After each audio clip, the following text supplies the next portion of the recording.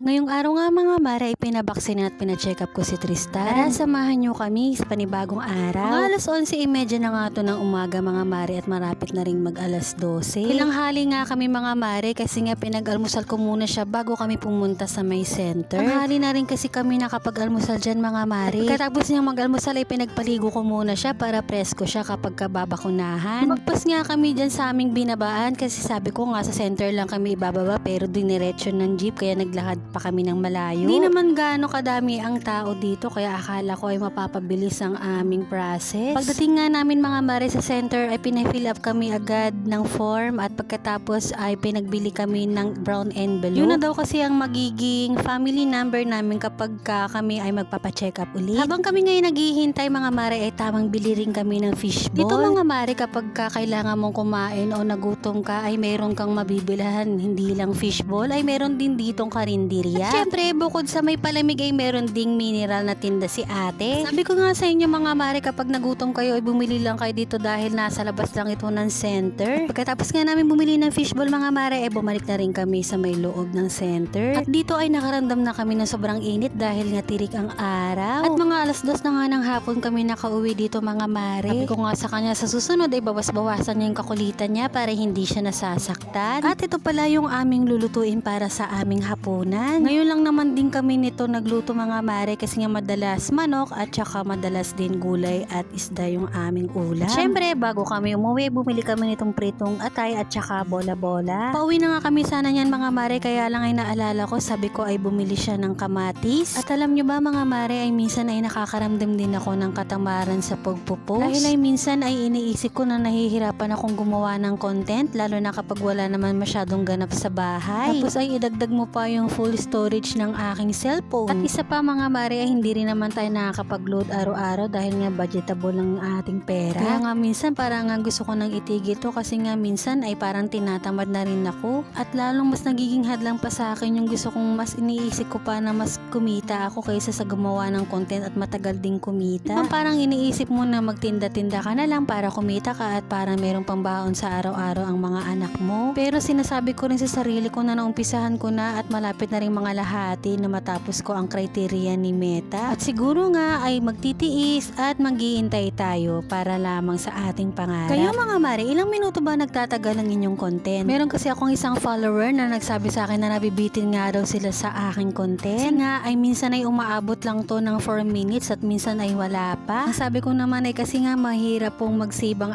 aking cellphone dahil nga na-full storage ako. Kaya nga hanggat maaari ay kailangan ay 6 minutes pababa lang yung aking save na content. At syempre ay hapon na, tamang timpla lang ako dyan ng kape. Kayo din mga mare, mahilig din ba kayo sa kape? Kasi ako simula nung natuto ako magkape ay hindi na ako nakokontento kapag di ako nakakapagkape sa isang araw. Kahit ba 2 beses lang sa umaga at saka sa hapon. At hayaan nyo mga mare kapag napalitan na natin ng ating cellphone at lumaki na ang ating storage ay hahabaan na natin ang ating content. Ako dyan ay tamang nod lang din ako ng TV. Lord, maraming salamat po sa blessings namin sa araw-araw at syempre sa inyong mga mare. Ano ba yan? Bukasan ng ulit. Maraming salamat sa panonood.